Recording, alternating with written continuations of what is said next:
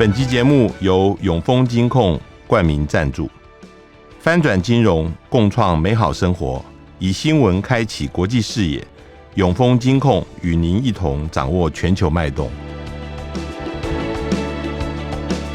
大家好，欢迎收听联合开炮，我是郭崇伦。我们今天要访问的是耶鲁大学国际领导中心的主任艾玛 Sky， 他曾经担任过驻伊拉克美军的政治顾问，也曾经参与过以巴跟阿富汗冲突还有重建等等事情。他是由龙应台基金会邀请来台湾的，6月12号会有一场公开演讲，题目是被动不能带来和平。Welcome, Ms. Sky, to our show. Thank you very much for having me. First of all, I would like you to explain to our listener your center in Yale, International Leadership Center. What's it about and what kind of work you are doing right now? Well, thank you. So I'm the founding director of Yale's International Leadership Center, which is based out of the Jackson School for Global Affairs. And in this center, we look at helping people who are mid-career from around the world become better leaders. We're looking for people to really tackle the big challenges of our time. So we work across internationalism, where we have Yale World Fellows, who are 16 international superstars. We advertise globally and they apply, and we select people who are really leaders of the good society. They might be politicians, NGO workers, working as journalists, really trying to make a difference in the world. And they come to Yale for 4 months and they have a whole program. Mm-hmm. We have climate fellows, again from the global south, mid-career, really trying to get to net zero in their country. Mm-hmm. They can be working on conservation through to the energy transition. We have peace fellows, and we work across security. So it's internationalism, climate, peace, and security. So this center really brings people from around the world who are doing amazing things to spend time at Yale. And it's really an amazing opportunity for our students to be inspired by them. So I teach courses in good society, grand strategy, great power competition, Middle East, and all of this is really trying to prepare students to be the next generation of leaders in the world, looking at what it is that they might do, how they can make a difference. Before you come to Yale, you used to work in conflict areas in the Middle East, in Iraq and Afghanistan. What make you want to participate or to work in those what we are calling the harsh area, and especially in those places where conflicts seem to be happening continuously? It's not ending anytime soon. So when I was a student, and I'm British, I was an undergrad at Oxford, it was the end of the Cold War. Mm-hmm. So it's an extraordinary period of time when the Berlin Wall came down and Germany was reunited. Nelson Mandela was released from jail. It was the end of apartheid. And it was this really hopeful period, right, in which we thought all the problems of the world were going to be resolved.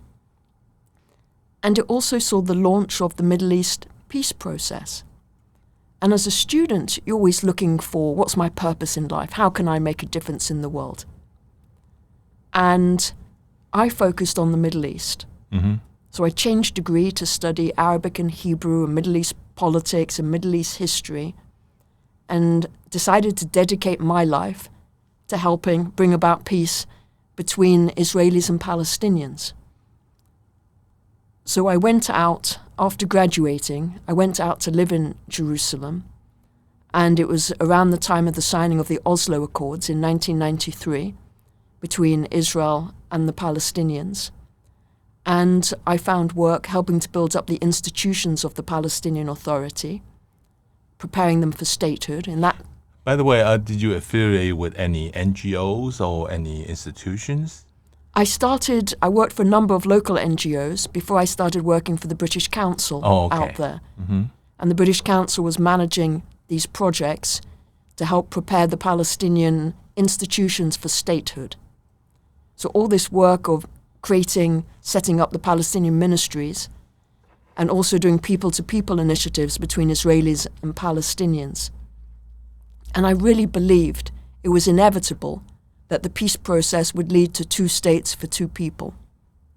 It just seemed I couldn't imagine any other outcome. It just seemed that was the way the world was going. So I spent 10 years there working on this, and I was at lots of key events, including a big peace rally in Tel Aviv. And there were 200,000 people from across Israel that had come for that peace rally. And it was at that peace rally that Yitzhak Rabin, the prime minister, was assassinated when he left.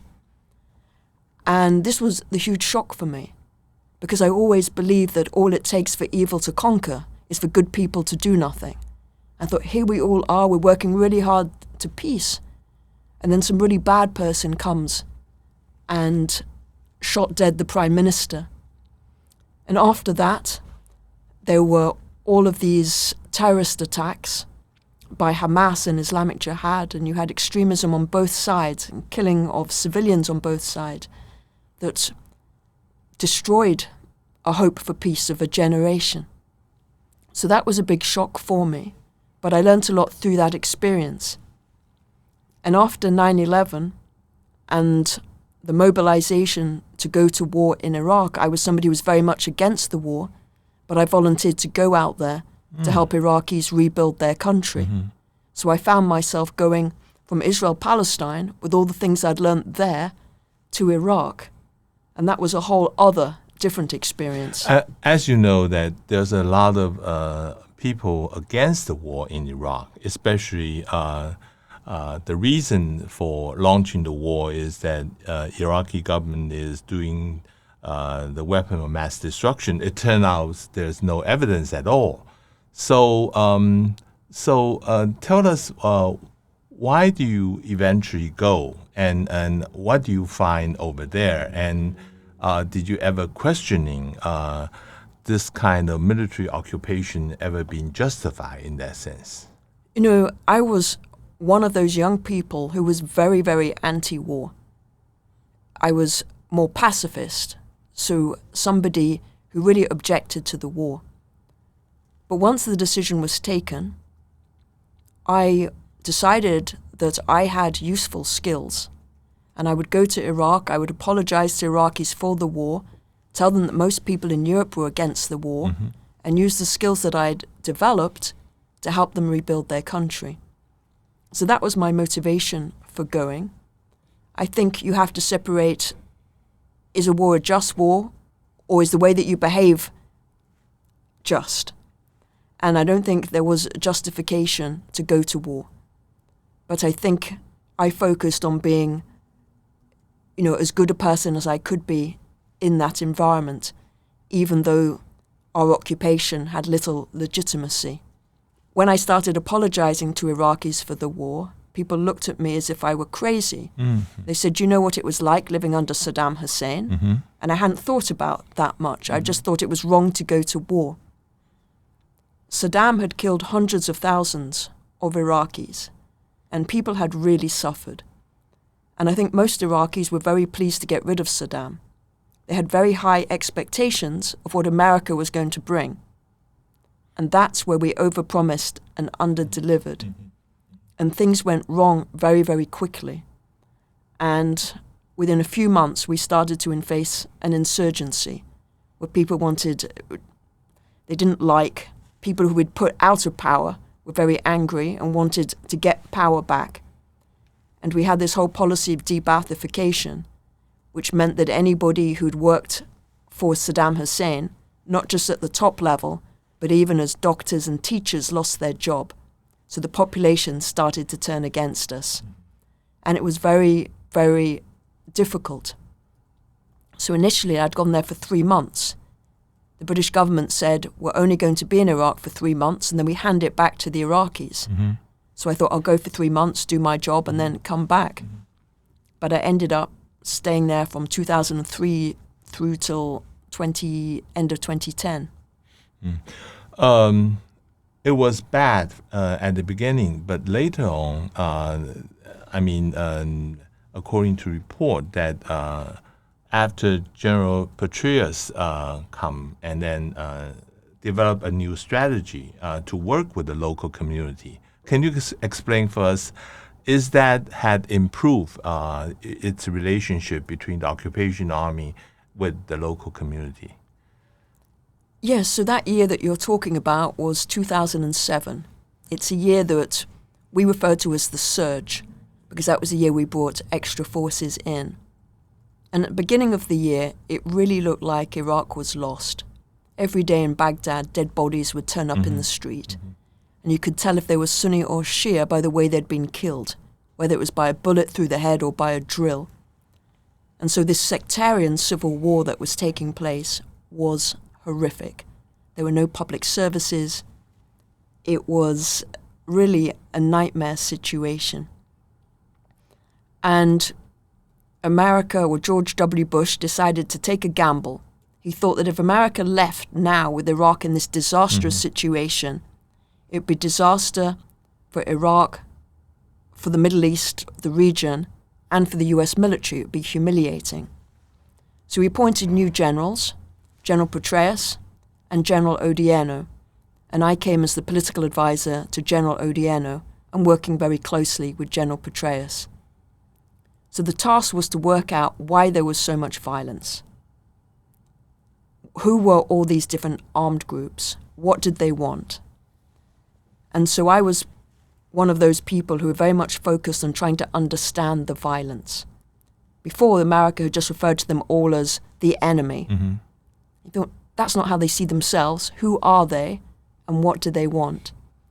So we started to reach out to these different groups and to learn more about them and understand this wasn't one insurgency. These were numerous different groups fighting for power, fighting for survival.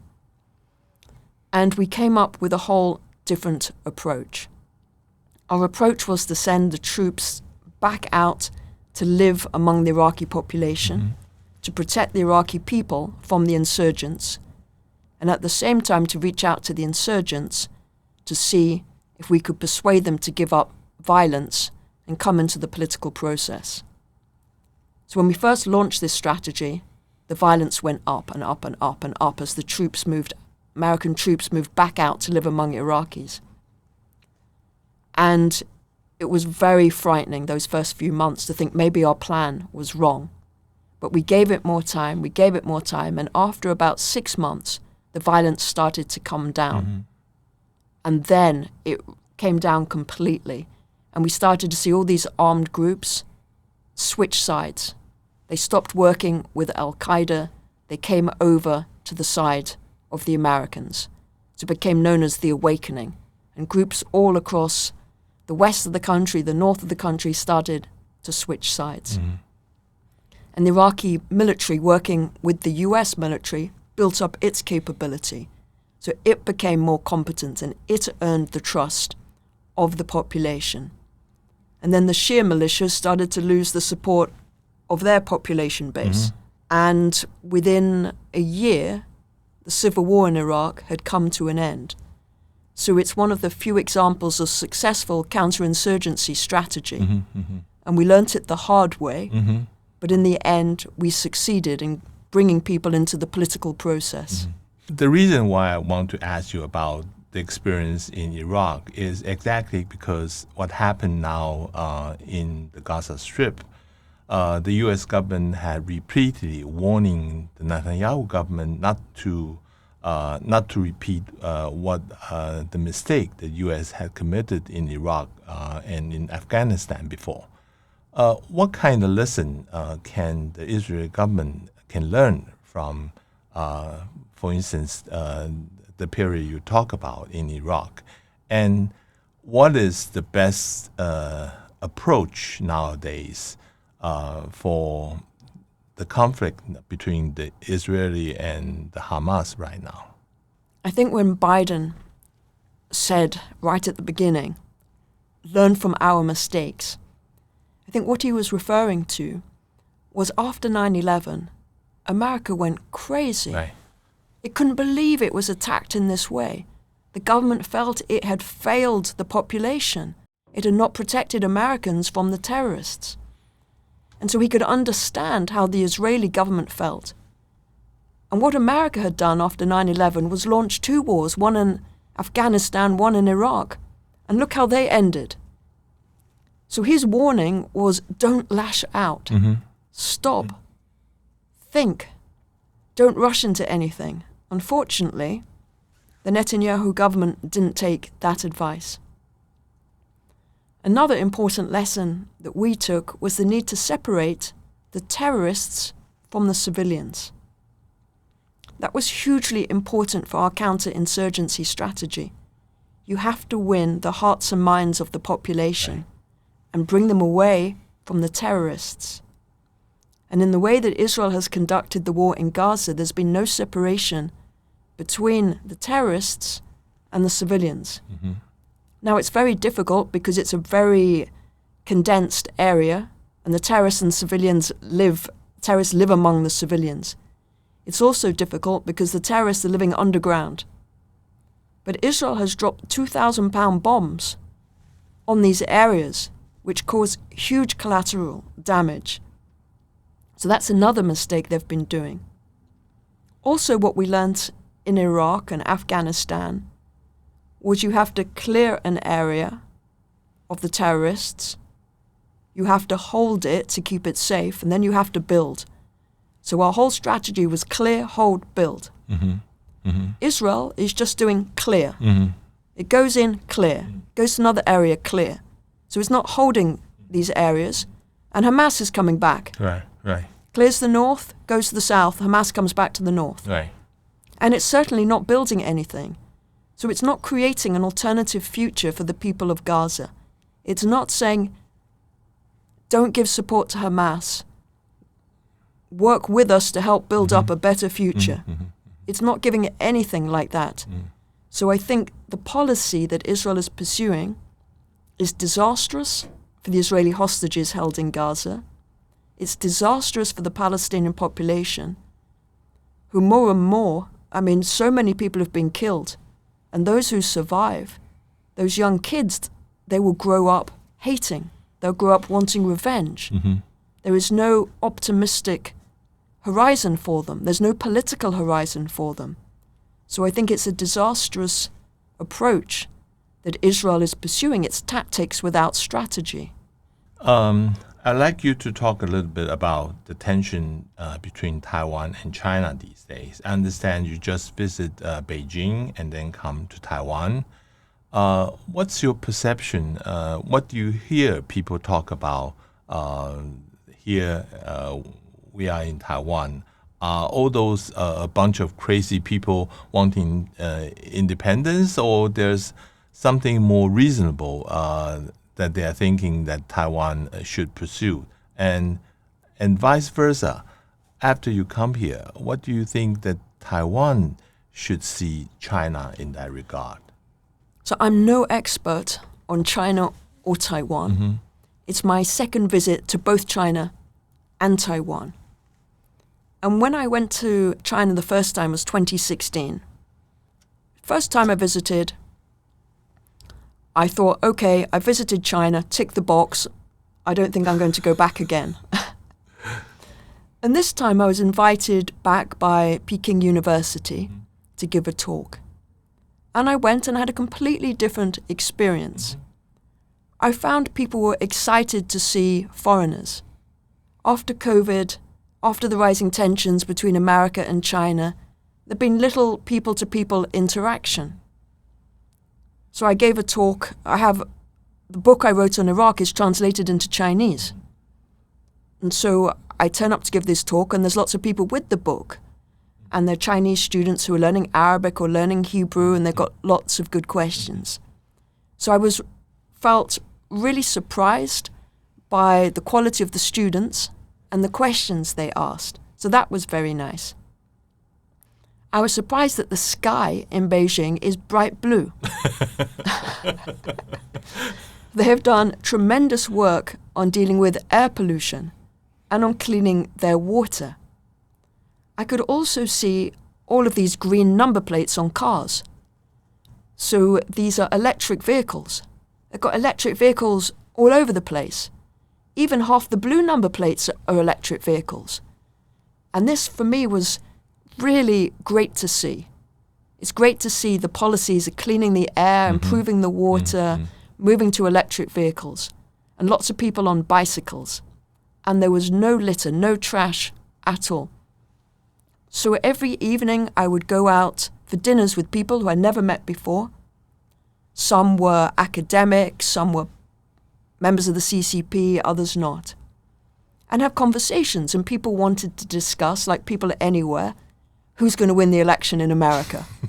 Can Trump possibly be elected after he's been convicted of a crime?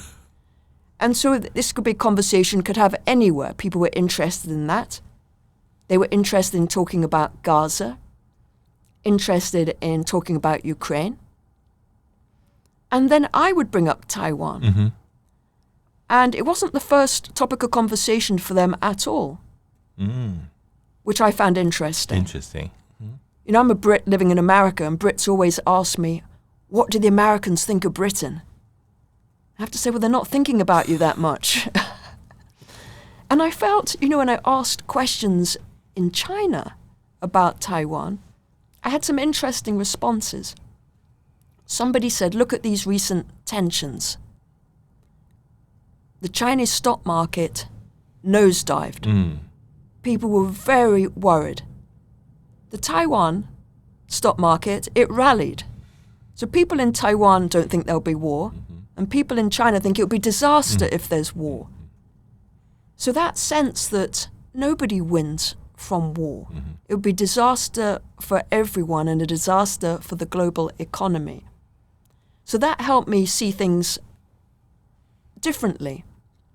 And also this sense of people asking, what's America doing with Taiwan? And I think some people feel that America's relationship with Taiwan undermines China and contains China's growth.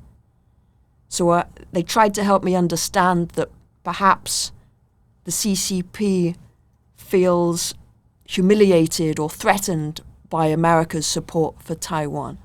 So it just helped me see things from a different perspective.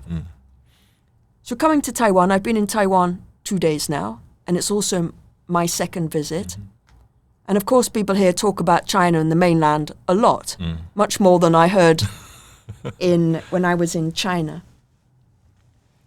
And I visited a school yesterday, and I said to the children and the high school kids, are you worried about war? And they said, yes, we're worried about these things. I said, will you fight for Taiwan? And then there were nervous giggles and people looking down. And so in one way, people feel the tensions, but in another way, people can't imagine war here. When you read in the news, Taiwan, the most dangerous place in the world, you come here, people are leading their normal lives. You don't see any military. You don't see people prepared for war psychologically or in any way at all. So a lot of this is talk, but it leaves me slightly confused because Taiwan's situation, where Taiwan is, you know, it is in a way a pawn in the competition between America and China. And yet when I look at Taiwan and I think, gosh, if I were in Taiwan's position, I would want to be as resilient as I can to withstand this competition. And then when you read the statistics, 97% of Taiwan's energy is imported. I think that's crazy. Why is Taiwan not using more solar, more wind energy? And why is it not, it's got 2 nuclear plants, why is it not making use of them? That's really clean energy. Then you look at Taiwan's food, 2/3 is imported. This is a fertile island, you could be growing much more of your own food. And then water. Well, it hasn't stopped raining since I arrived, so you've got lots of water here, but you're not capturing the water. The reservoirs are half full. The water's going off into the sea. So it leaves me surprised. Why is Taiwan not doing more to increase its resilience so that it can withstand the pressure on it from all of this global competition? You know, COVID showed us we needed to have more local supply chains. And global warming is showing us that we need to change the way that we live. We need to change the way what we eat. We need to move to renewable energy. And why isn't Taiwan moving faster on these things? So it's left me with all these questions. Because I think you could be focused on China, but if we're not actually working together to deal with global warming, we're not going to be existing in the 22nd century. So that's the bigger threat that everyone can do something about and can work together with others on this. You'll be speaking on the topic of peace does not come through passivity. What do you mean by that? I mean, by the time this podcast will be broadcasting, it will be next Saturday. That will be passing the speaking day. So can you tell us what you're going to talk about in this speech? I will put a lot of my discussion on the need to be proactive citizens. Okay. To not just assume that the natural state of affairs is we can all sit back doing nothing and there will be peace. You actually have to have a vision for peace. And I'll be talking in the Taiwan context of that vision for an island that is at peace with itself, that is more resilient and more able to withstand the changes happening around it in the world. And I think back, this month we are commemorating the 80th anniversary of the Normandy landings. And we look at the sacrifice that so many made because they believed in freedom. And that sacrifice was amazing. And it's a time to really honor what they did to give Europe a chance. And after the war, there were these leaders who came together to think, how can we rebuild a Europe which will never fight against each other again? How can we make sure that France, Germany, the UK become so integrated economically that war becomes impossible? They peace-gamed. And they thought, how do we create that world? And you had, post-World War II, the development of the United Nations, the World Trade Organization, GATT, all of these instruments that were created to make sure that the competition between different countries, different humans, takes place non-violently, to build up this international architecture so that we can live peacefully together. So what I mean that peace doesn't come through passivity, this took human action, human ingenuity to envisage the world we want to live in. Now that architecture worked for last century. For the 21st century, it no longer reflects the balance of power in the world, and we've got all this technology which is changing the way that we live. And so I think people need to think about our future world, a future world with this technology. How do we ensure that it doesn't lead to the destruction of our species, the technology and global warming? What is it that we need to do to ensure a future for our children and our grandchildren? It doesn't come through passivity. It comes from active imagination of the sort of world that's needed, and then working back, how do we get there? Because that's what people did after World War II. And now we want to do this before World War III to ensure that we don't have World War III and to ensure that we're not destroyed by our technology and by climate change. Finally, I want to ask you about the approach to this peace. Sometimes in Taiwan, the one who is against the war is not very popular.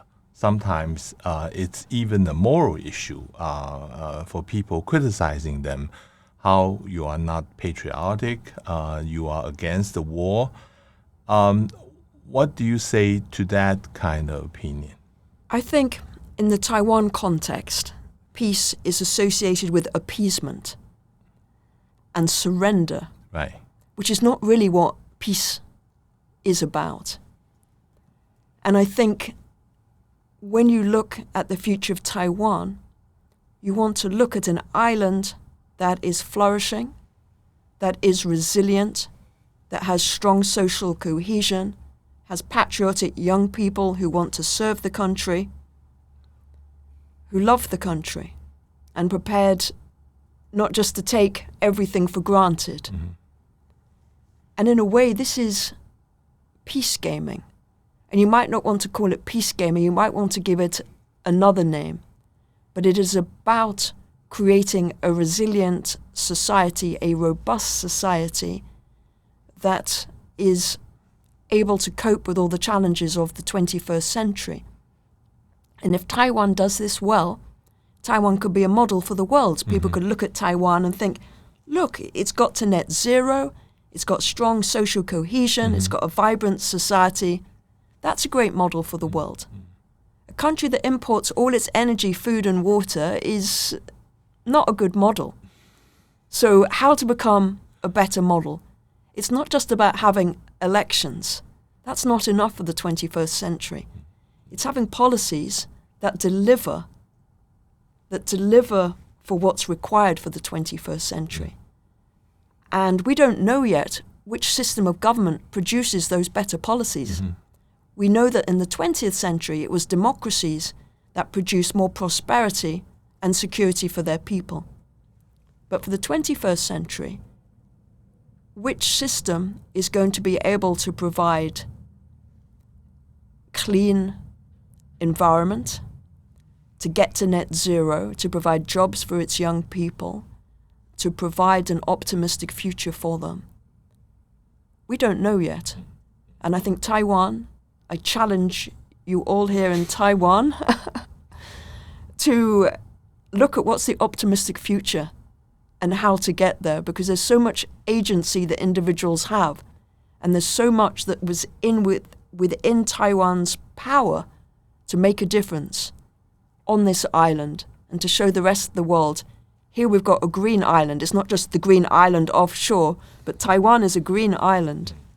Thank you very much, Ms. Sky, for sharing your thought with us today. Well, thank you very much. It's been a pleasure. 也谢谢各位听众收听，我们下次见。